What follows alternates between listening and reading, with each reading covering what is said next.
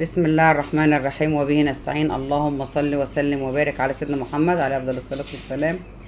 حبايبي الغاليين، عاملين ايه؟ يا رب اتمنى تكونوا بخير وفي احسن حال. احنا النهارده جايين من عند فراخنا البيضة اليوم 29. جايبين طبعا الخلطه النهارده هعملها. طبعا انتوا عارفين انا طلعت الفراخ فوق، وطبعا هعمل لكم الخلطه هنا عشان ايه؟ نطلع طبعا ناكلهم. فانا هحضرها وبعد كده هطلع. طبعا احنا جايبين حاجات بسيطه وحاجات مش مكلفه وحاجات بتدينا طعم يعني حاجه يعني من الاخر. طبعا رخيصه، موجوده في السوق، بتجيبيها في موسمها بتبقى رخيصه قوي. لو قبل موسمها برضو بتبقى رخيصه قوي، ممكن تخزنيها تنفعك قوي. ايه؟ توفر في العلف وفي نفس الوقت بتديكي طعم حلو. طبعا الحاجه دي طبعا يعني بتبقى يعني برخص التراب في موسمها. بس انت ايه؟ تحرصي ان انت ايه؟ طول ما هي موجوده تجيبيها، واول ما تلاقيها قربت تخلص كده تحاولي ان انت ايه؟ تجيبيها وتخزنيها. بتقعد فتره طويله يعني ما بيجرالهاش حاجه. بس هقول لكم طبعا على الطريقه اللي هنخزن بيها. قبل بقى ما نخش طبعا نصلي على الرسول افضل الصلاه والسلام ونخش ايه؟ على الخلطه. طبعا احنا معانا هنا العلف، ومعانا مع العلف كسر الفول. يعني كيلو العلف عليه 100 جرام. 100 جرام بس. ده بيفتح عظم الفرخ وبيخليه ايه؟ بسم الله ما شاء الله زي الفل. ومعانا العلف هنا اللي هو الحبايه الايه؟ ال21. طبعا نصلي على رسول الله الصلاه والسلام. حبيبتي الغاليه، لو اول مره تشوفي قناتي يا ريت تدعمينا باللايك وتشتركي في القناه. وحبايبي الغاليين اللي معايا في القناه يعني يا ريت ايه؟ دعمونا برضو ايه؟ باللايك. طبعا نصلي على رسول الله الصلاه والسلام.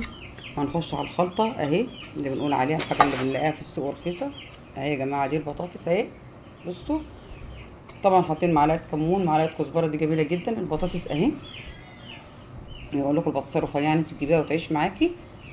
زي ما قلت لك بقى انا في الفيديوهات اللي قبل كده، انا ممكن بحطها رمل في كرتونه واحطها عليه.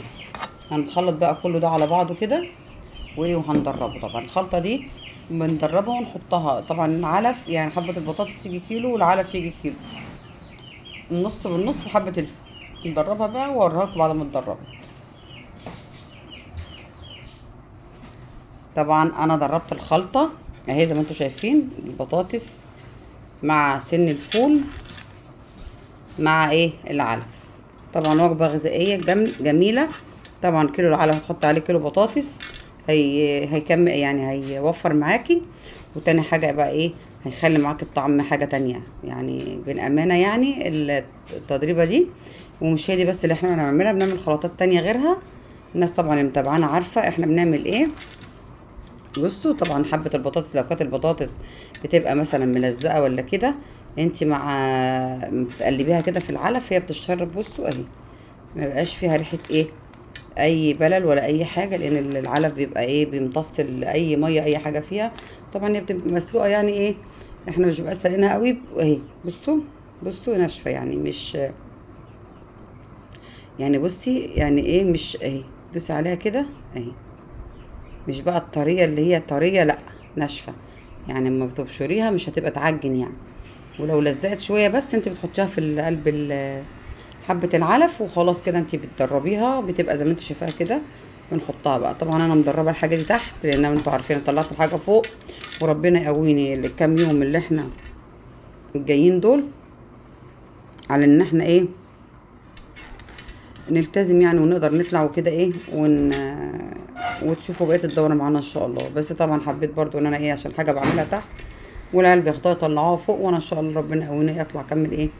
بقيه الفيديو فوق معاكم وتشوفوا برضو الفراخ عامله ايه. طبعا احنا اللي من دول بنحط مشروب عشان كان فيه اسهالات. طبعا عشان ما بنجيبش ادويه، بنحط قشر الرمان مع حبه كمون مع حبه كزبره مع حاجات كده. هوريها لكم برضو اهو قشر الرمان مع كزبره مع كمون مع زعتر. الزعتر حلو للمعده، هنصفيه طبعا وهنحطه لهم. نحط ايه؟ 12 ساعه 3 ايام ان شاء الله تظبط معدتهم. عشان احنا مش عايزين نحط قلنا اي حاجه يعني نحطها ادويه ولا حاجه، الا لو يعني الحاجه القصوى يعني، الضروره القصوى لما يكون حاجه فيها مشكله يعني. بصوا بقى قشر الرمان ده كنا منشفينه اهو ومحمصينه في ايام الرمان. لو ما عندكيش بقى انت قشر الرمان بتروحي تشتريه من عند العطار، بس احنا منشفينه ونخليه للطيور عشان طبعا ايه نستفاد بيه. حتى في الاواني البصل الثوم الاخضر بجيب الثوم واخد العروش بتاعته برضو افرمها واشيلها في التلاجة برضو في الفريزر لاي حاجه برضو للطيور، عشان طبعا ده مضاد حيوي. طبعا هنكمل بقى فيديو ان شاء الله كده عند الطيور فوق، ونشوف بقى ايه هنحط لهم الاكل ونشوف بقى هيعملوا ايه.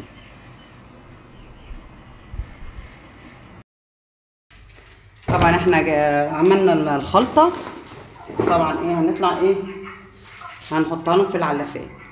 احنا طبعا صورت الخلطه تحت، لان طبعا عارفين ان عندي الفراخ فوق طبعا مطلعاها في شقه عندي متوضبه كده، فطبعا ايه عشان المكان تحت ضيق، لان الكميه اكبر من كل مره.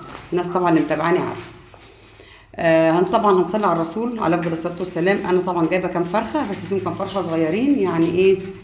المره دي فيها كذا فرخه، المره اللي فاتت كانت فرخه واحده، اللي قبلها كانت فرخه، فيعني ايه الفراخ ما بتجيش كلها اوزان زي ما انت عايزه. طبعا هنصلي على الرسول افضل الصلاه والسلام. وايه انا حاجزه كام واحده عشان اوزن على طول، ما نقعدش ايه نجري وراه. الميزان مصفر اهو، وانا حاطه الفرخه هنوزن. بسم الله.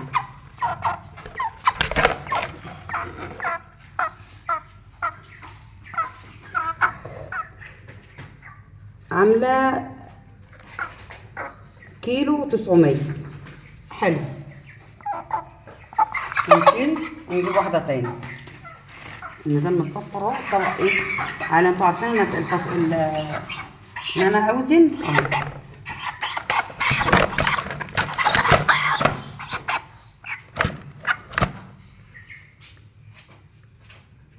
ديت 2 كيلو و100 وحاجه.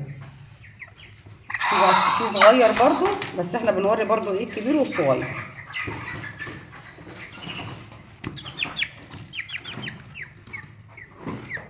بصوا بقى دي كيلو 150، يعني دي صغيره. نجيب برضو تاني.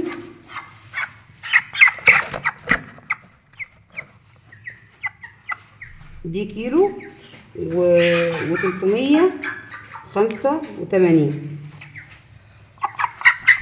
مش وحشين برضو، حلوين يعني. لو جم في اخر الدوره 2 كيلو فضل وعدل. دي واحده تاني اهو.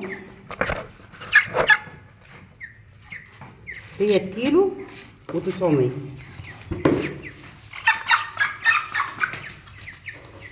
الاوزان يعني الحمد لله ابتدت تظبط معانا برضو. ديت كيلو و450 برضو ايه الحمد لله. يعني الاوزان برضو ابتدت ايه تظبط معانا زي ما انتوا شايفين. وايه انا طبعا عبال ما بلاقي حد يصور معايا بصور لكم. زي ما انتوا شايفين طبعا المكان احنا بنشيله وننضف، حاطين لهم كراتين على السيراميك عشان ما تزحلقش رجليهم، لان طبعا الفراخ لو كانت متربيه في السيراميك من الاول كان هيبقى السيراميك ايه يعني خشن شويه. فاحنا حطينا الكراتين عشان ايه ورشين عليها نشاره برضه عشان تاخد الفضلات، وبنحط عليها برضه جير مطفي. هنحاول بقى نحط العلافات ونرجع لكم تاني. احنا طبعا نزلنا بالعلافات الخلطه اللي انا كنت عاملاها البطاطس والعلف. طبعا احنا ايه بنحاول نحط بدايل. دلوقتي ما بنحطش اعشاب وحاجات.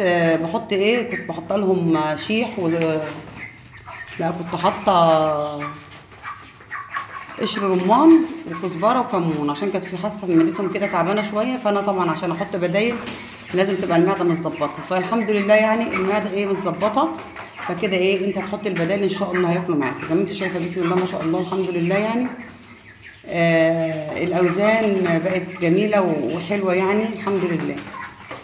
طبعا احنا بنحط خلطات وبنحط الحاجات دي عشان ايه نظبط الوزن، وعشان طبعا نظبط الطعم. واحنا طبعا الوزن ايه هيجي معانا. بنحط طبعا حاجات تانية غير البطاطس. البطاطس حلوه جميله فيها نشويات. انا ما بحطش خلطات بقى دلوقتي يعني بنحط خلطات ايه مش حاجات كبيره يعني. ما بنحطش بصل وثوم وليمون والحاجات دي، عشان البصل والثوم والليمون بيعمل الحر في الحر فمش حلو. فاحنا بنحط ايه حبه كزبره حبه كمون.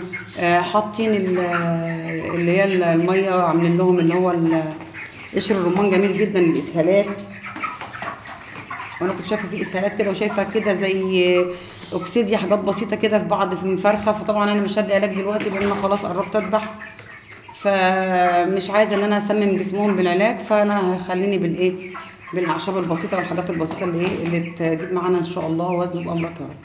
زي ما انتم شايفين بسم الله ما شاء الله اللهم بارك يعني. هما بسم الله ما شاء الله بياكلوا، والاوزان برضو ابتدت تتظبط معانا يعني. متنسوش بقى تصلوا على الرسول عليه الصلاه والسلام. طبعا انا ظبطت الخلطه تحت لان طبعا ايه هما فوق، وربنا يقويني ان انا اطلع ان انا اصور معاكم كل يوم ان شاء الله. يا رب يكون الفيديو ده اللي عجبكم ويكون عند حسن ظنكم، واقول لكم اشوفكم على خير واتمنى لكم السعاده والخير. السلام عليكم ورحمه الله وبركاته.